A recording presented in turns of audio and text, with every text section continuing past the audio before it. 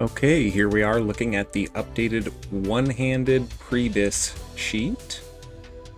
Starting with Helm of the Holy Avenger, we have 3-piece ZG, Grand Crusader shoulders with the Exile shoulder enchant, Cloak of Consumption, ZG chest, ZG bracers, Hungering Cold for the weapon, Wormscale blocker, Librum of Sanctity, Night Watcher's gloves, Belt of the Grand Crusader, Leggings of the Grand Crusader, Boots of Fright, Zanzil's Band, Band of Redemption, Kiss of the Spider, and the Ruby Encrusted Brooch.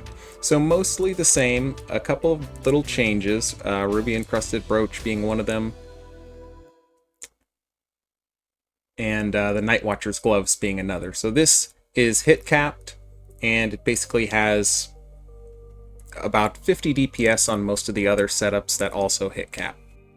As far as weapons go, Hungering Cold is going to be our BIS, but we have some options. So second BIS is actually going to be Truth Bearer. I'll save that as a reference. Throw Truth Bearer on. And then the closest performing weapon to Truth Bearer is going to be Widow's Remorse. So that is another option.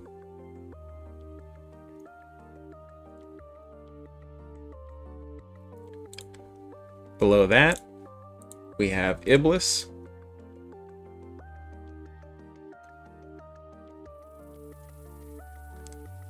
And then if you can't get any of those, your go-to weapon is actually going to be Lord Blackwood's Blade out of Scholomance, off of the Undead Invasion boss in there. So we can sim that, and we're still doing 7,000 DPS with Lord Blackwood's Blade. So super accessible. If you don't have a one-hander, just go grab that thing. You'll notice the rings have changed. Zanzils are not, the set is not in there anymore. If you do have Zanzils and you don't have the Redemption ring, like I said, it's about 50 DPS less to run those with something like Gloves of the Righteous Champion. If you, let's say you don't have Night Watchers and you do have Zanzils. We'll go back to Hungering Cold. And as you can see, we did lose some DPS from that Sunlight nerf in the pre-BIS set. But you'll see in a few minutes, we're going to get all of it back and more in the BIS set. First, let's move over to the two-handed pre-BIS though. So here we go. Basically the same gear, except for now we run ZG 5 set. You can run Kiss instead of the Ruby Encrusted Brooch. Sim's almost the same. The weapon is Kalimdor's Revenge. Second BIS is going to be two-handed Truth Bearer. And there's really not a whole lot else to say about that.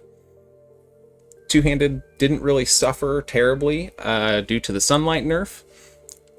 One thing I can mention about it is, let's go to the settings. Here we go. We can actually change over to Seal of Martyrdom and provide some mana regen to the raid for a very, very minimal DPS loss. So let's just change that up.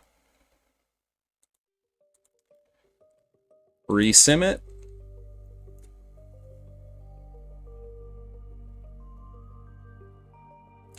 And so there you have it. It's about 100 DPS, and we can provide some mana regen to the raid by doing that. Not as much as a ret, but it is something. You know, let's say you don't have a ret in your raid, but you want to play Shockadin, well, you can still run Seal of Martyrdom. And just to add a little bit more context to that, let me pull up this post from JH in the Light Club Discord. This is referring to the BIS sets, and it's showing how small the difference is between Seal of Righteousness and Seal of Martyrdom. It's only minus 20 DPS when you are in the BIS set for two-hander. So basically, in your two-handed BIS, you should run Seal of Martyrdom all the time, unless you have a bunch of rets in the raid and you really want that 20 DPS. There's a little bit more consideration that might go into it for one hand, since you're losing 560 DPS, but if you need the mana, you need the mana. That's up to you to figure out.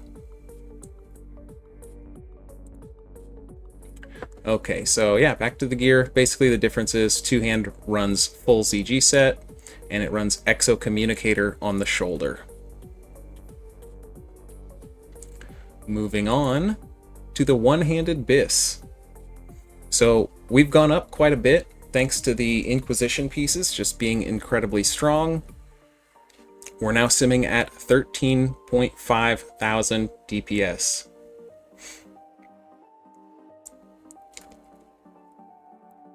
We're wearing the full 8-piece Inquisition set, Soul Corruptor's Necklace, more Inquisition, Cape of the Trinity, Inquisition, Inquisition, Still Hungering Cold, Demon's Folly Shield, Libram of Wrath when there is AoE, or just Libram of Sanctity when there is not, Inquisition Grips, Inquisition Cord, Inquisition Legs, Zanzel's Band, Band of Redemption, Abandoned Experiment, and the Ruby Encrusted Brooch.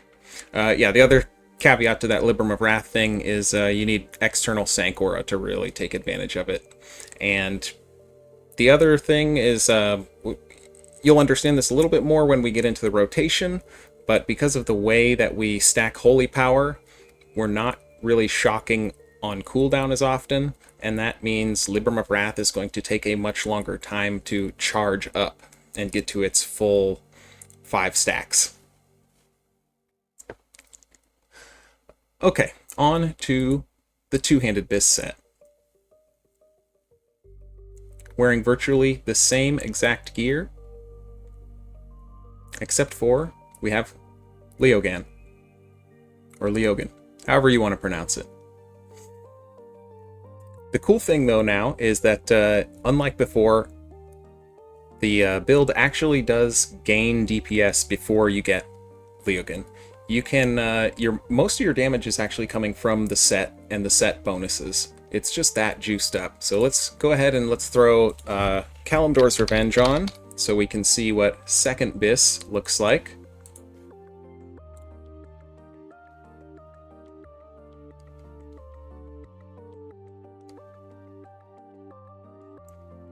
So we're losing some damage there.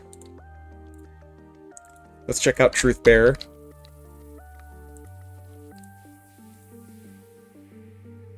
But this isn't nearly as bad as beforehand for the two-handed build.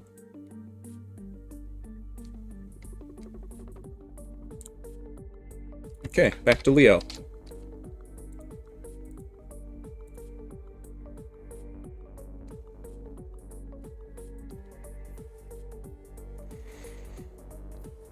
So there you have it. It's about plus 500 over Truthbearer, and I don't know, maybe plus 400 over Kalimdor's Revenge. I could show you Claymore of Unholy Might as well, but that's probably going to perform worse than Truthbearer and Kalimdor's.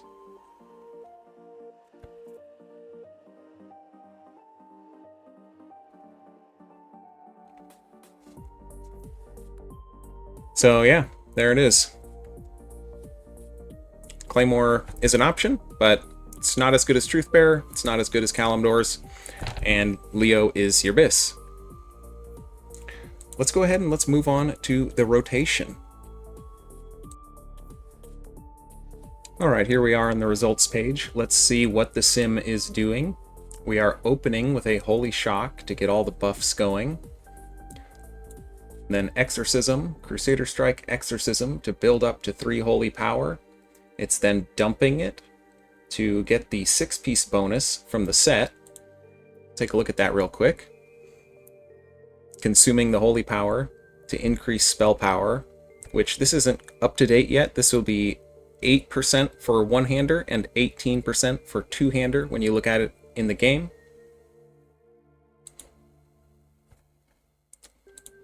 Back to the results.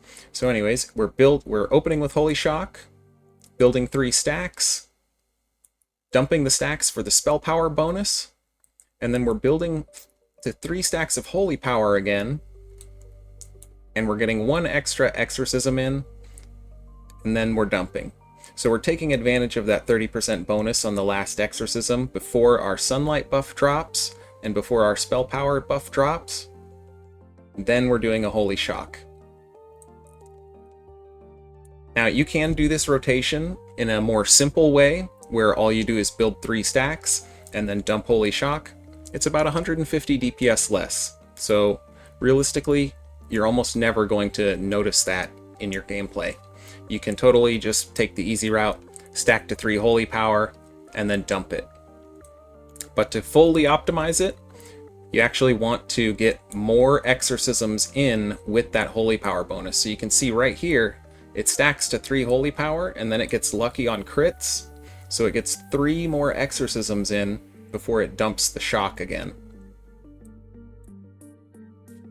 18,690 Holy Shock.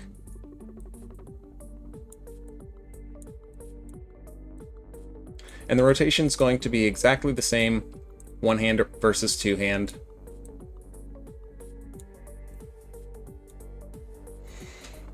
That's about all there is to say about that. You may notice that unlike before, we are running Seal of Righteousness now. I kind of talked about that a little bit earlier. But due to the spell power bonuses and just how much int we're getting off of the set, Seal of Righteousness has taken over. Also the Sunlight nerf, right? So it's doing 60% instead of 100% now, which means actual seal damage is going to win out versus Seal of the Crusader. Although if you love the style of swinging super fast, you can run Seal of the Crusader and still perform just fine. Once again, I hope this guide helped you out.